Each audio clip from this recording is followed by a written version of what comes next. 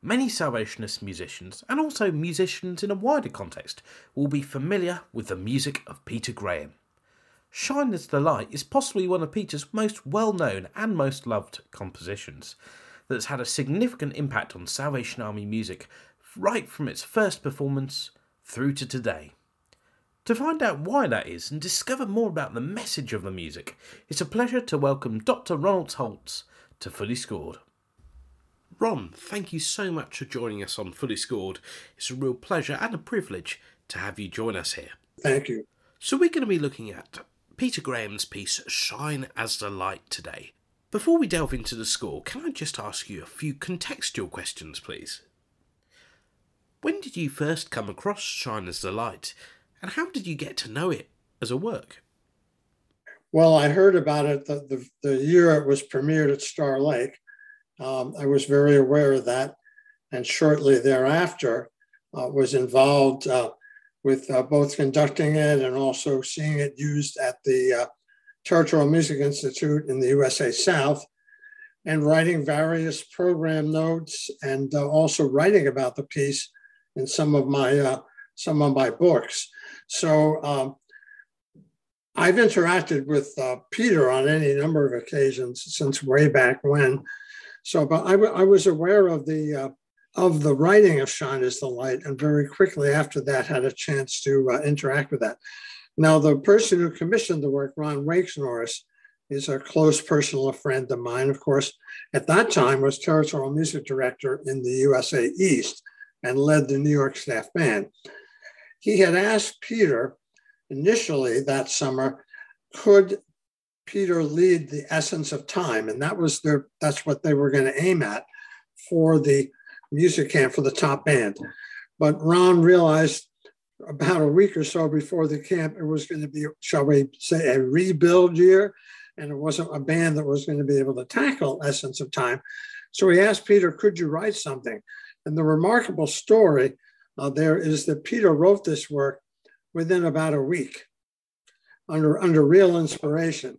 This piece took place as a result of not being able to do Essence of Time.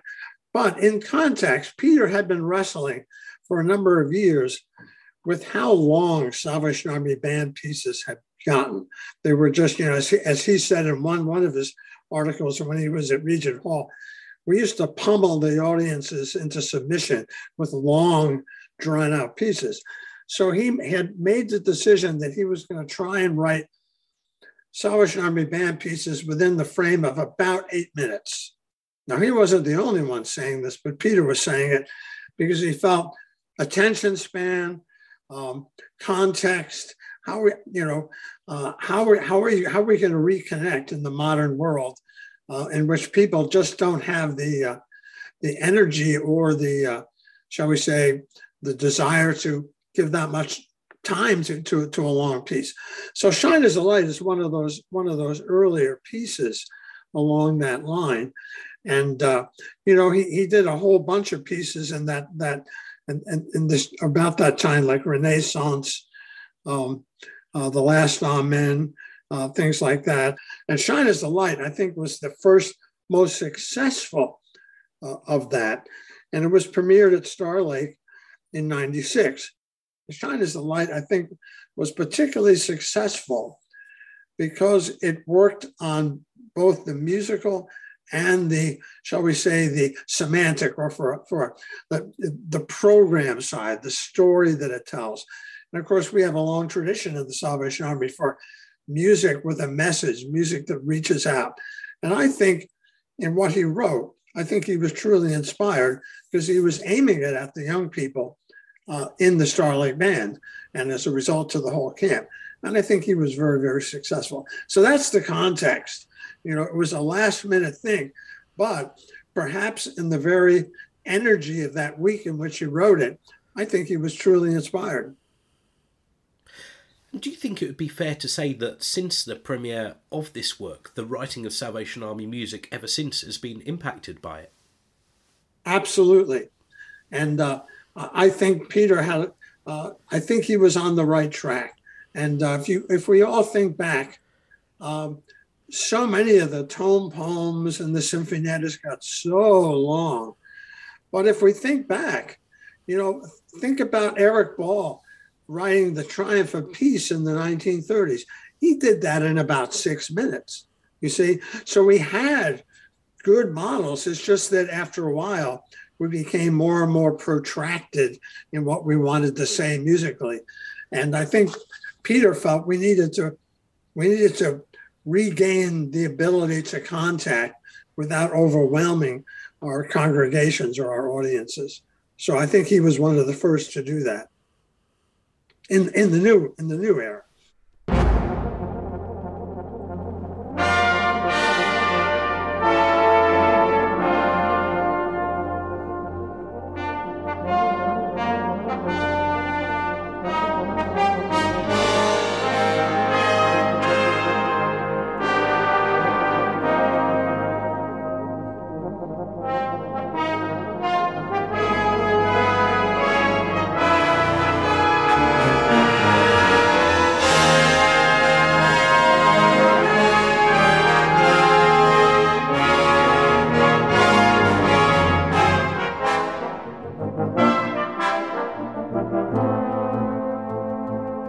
It's a piece that really begins all guns blazing. One of the interesting things here is the piece ends in the same way it begins, with a loud percussion note, okay? But careful, it's only forte, okay? But we have that wonderful wake up, okay, in the percussion, followed by a typical, I would call kind of a shimmering idea that he's going to use throughout the piece. And of course, the light me motive, the falling thirds that are taken from the end of the Joy Webb song are going to be, shall we say, terraced there in the introduction over the ostinato in the euphonium. And then, of course, very soon we start getting a little bit of Chick Yeel's song, The Light Has Come, okay? But just a fragment. But we get both the Joy Webb and the Chick Yeel building in layers in a wonderful introduction that leads to the first allegro. So it's a marvelous opening in the sense of building the building blocks, the idea of the third that's going to be the essence of this whole piece. And it's all over a dominant pedal. In some ways, it's a modern work, but it's very traditional, in the sense that Peter's going to write a quasi-sonata-like movement, okay? And it's going to be in, well, let's use band pitch just to be careful. It starts on G, which is the dominant pedal, and that's going to set up the main key of the work, which is C, which is where it's going to end. The middle, the slow song, is going to be on 2 different keys for contrast.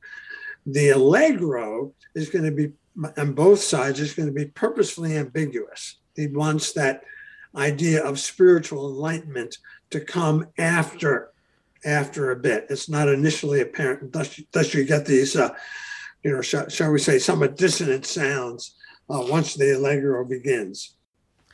Excellent. So that takes us up to pretty much letter C. Is there anything that we should be looking out for here in the score from letter C onwards?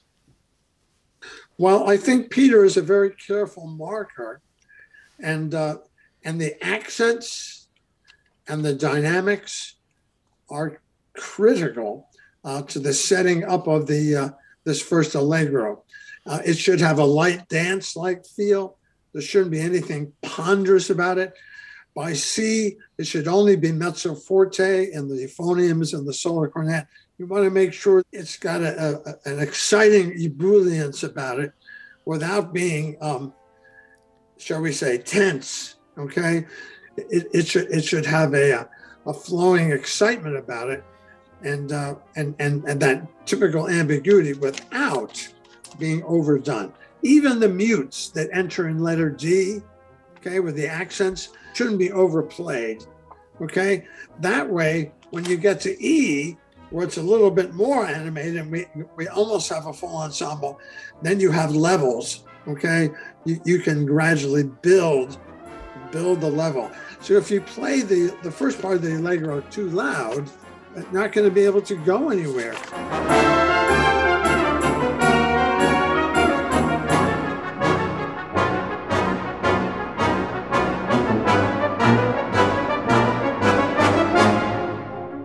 In the printed score in New York, they put the words at letter F, "It's a great day." That's not the song. It's "Walk, walk, walk, walk in the light." It's a West Indian song, which goes all the way back to the early days of the musical Salvationists.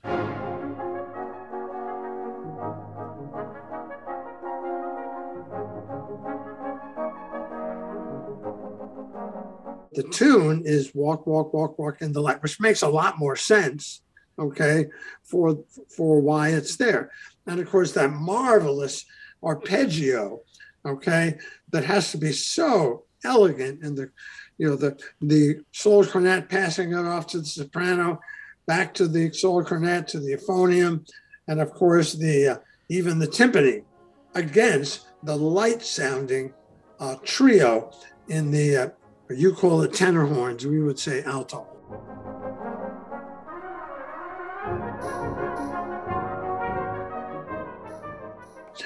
By the way, letter H really has to be soft and keep that dance-like quality. And if it can stay mezzo piano, then the bar before I works.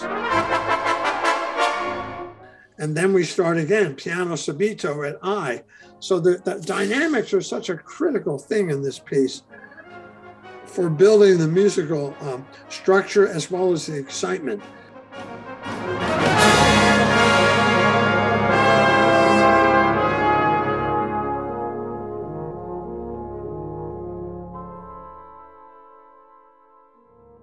K in some ways speaks for itself if you have a good solo cornetist.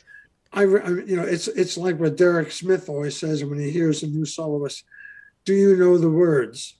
And bandmasters should make sure that their bands know Joy Webb's great song. And I think that knowing the words would be very, very, very important for the band as well as the soloists.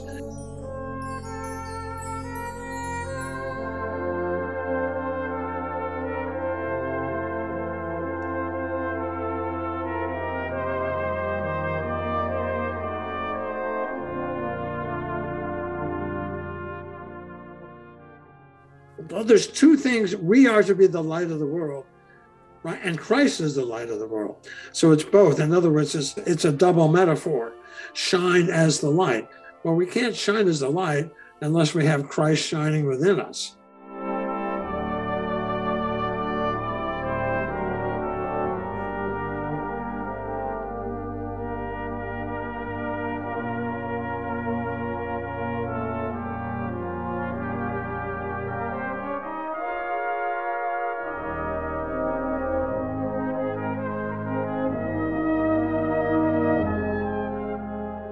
And of course, that the key change at L, when the euphoniums and first baritones take over the tune, and there's a beautiful obligato. Again, energy. Look at the dynamics there. It's again not loud.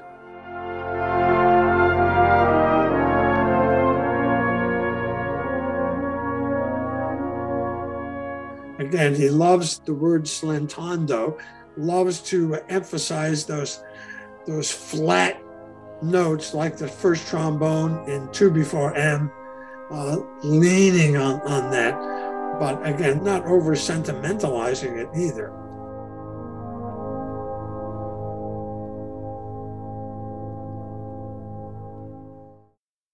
And of course, then there's the ending, the wonderful return of these thirds in the euphonium and the marvelous chords. I mean, Peter it's kind of like rewritten Leonard Bernstein, in those chords, third bar of M.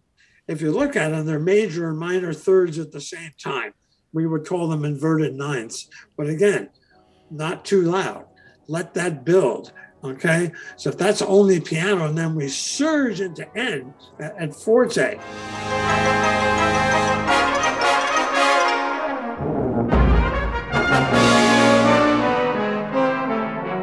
I've got a mantra here, which is don't overplay this piece. Peter knows what he wants with his dynamics, so please follow him. And the same thing is true with his speeds. Okay, be careful. Don't overplay the piece.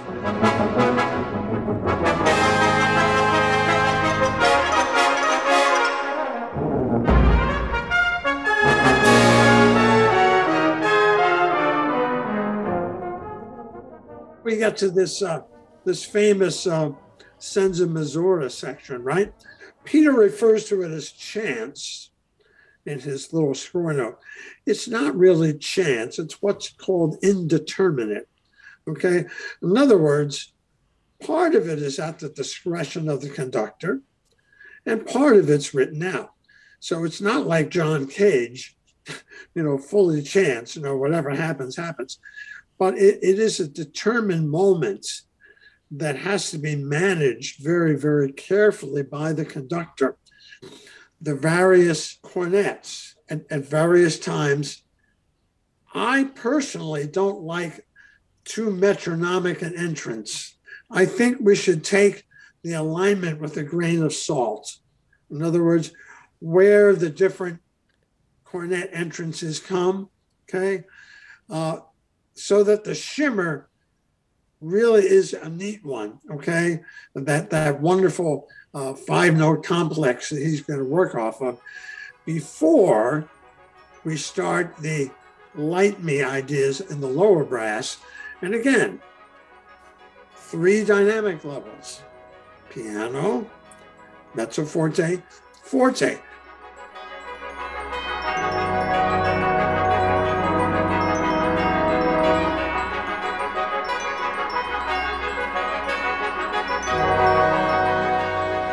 The light me ideas are not necessarily in aligning with the yep, up, like some kind of metronome, dum, dum, dum. So they're always lining up. It should be against the grain, just to a certain degree, okay? So there's an urgency to that, right? Urgency to that in the midst of this blazing myriad of lights and candles. And then, of course, boy, into you, right? Pulling that off on the right tempo. And of course, Chick Yield's marvelous song, The Light Has Come. He's only marked at forte. How many bands just are so loud? They take that word ablaze a little too literally.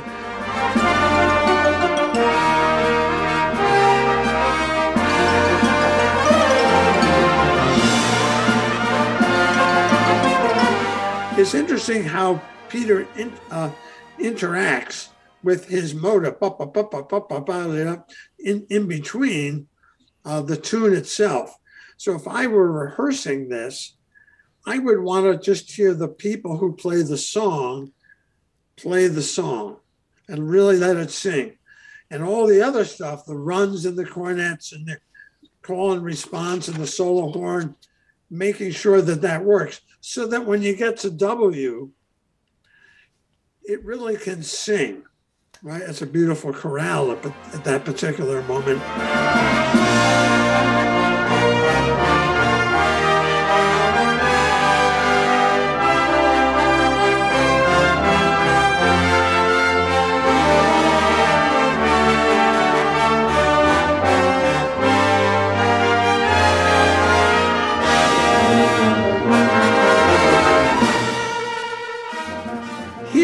Finally, the fortissimo. Here's the real blaze of sound, okay? As a conductor, you may want to not conduct in 2 here. You want to stay to a fast 4, bum, bum, bum, rather than in 2, conducted in 4. And notice it's fortissimo in the runs, but the response is only forte until measure 210, where you reach the real light me, and the back and forth. And then, of course, the marvelous cornetta I think it kind of plays itself, except with 3 from the end, mezzo piano subito, and the run that goes down in the tubas and the baritone euphoniums, making sure that everybody pays attention to the last 16th, that we actually hear a chord there, okay? Ba, ba, ba, ba, ba, ba, ba. Length, of course. And then the finally, first time in the whole piece, triple forte. And then, of course, it ends like it begins, whack, percussion.